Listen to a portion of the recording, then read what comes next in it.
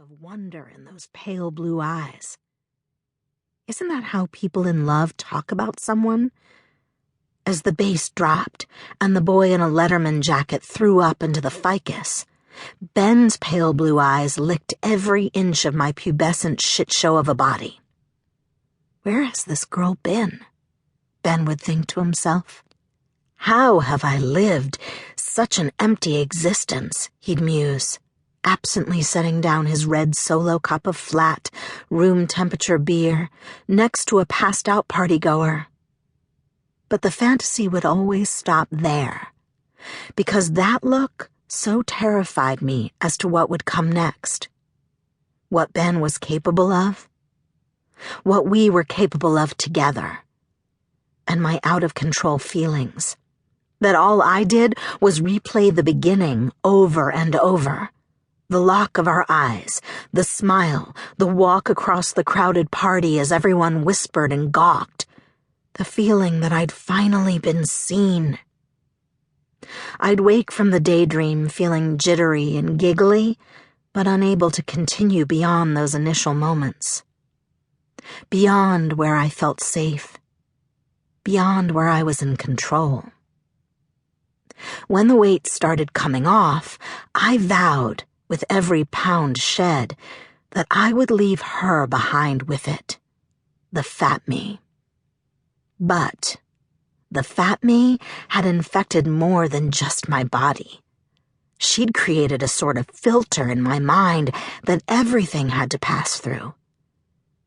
There was the world outside, and then there was the version of the world the fat me would let me experience. In losing all the weight, I was merely flicking the bee off my arm, but its stinger was still deeply embedded under my skin. Poisoning, corrupting, violating. Realizing I couldn't pluck the stinger from under my skin, I fashioned a rudimentary tourniquet and cut those parts of me off completely. It was just easier. By the time I met Adam, the weight was gone, and so was the fat me. The forever alone, overly emotional, out-of-control embarrassment I'd been shackled to for far too long. I became someone else. An Olivia Morten who was unimpeachable. An Olivia Morten that someone like Dr. Adam Farrell could love. Someone he would want to marry.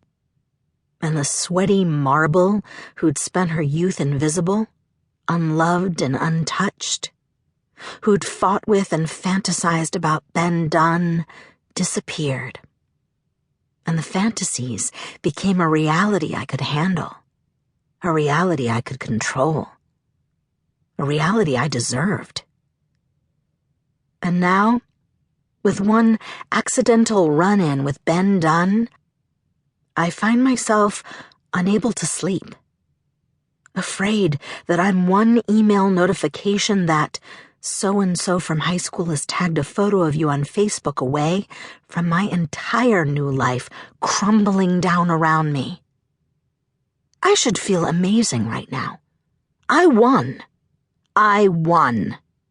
I used to dream of the moment Ben Dunn and I met up again, and I looked amazing, and he was, well, still him. But, so sorry for what he'd done, and of course he'd be single, and oh, look, sniff, I'm, sigh, I have to get home to my perfect husband, and toodaloo, Ben. And that shit actually happened. I should be jumping for joy right now, high-fiving anyone and everyone. But instead I just feel exposed, vulnerable. And there's no one I can talk to about this because, being the brain surgeon I am, I have exorcised every single remnant of that high school version of me from my life.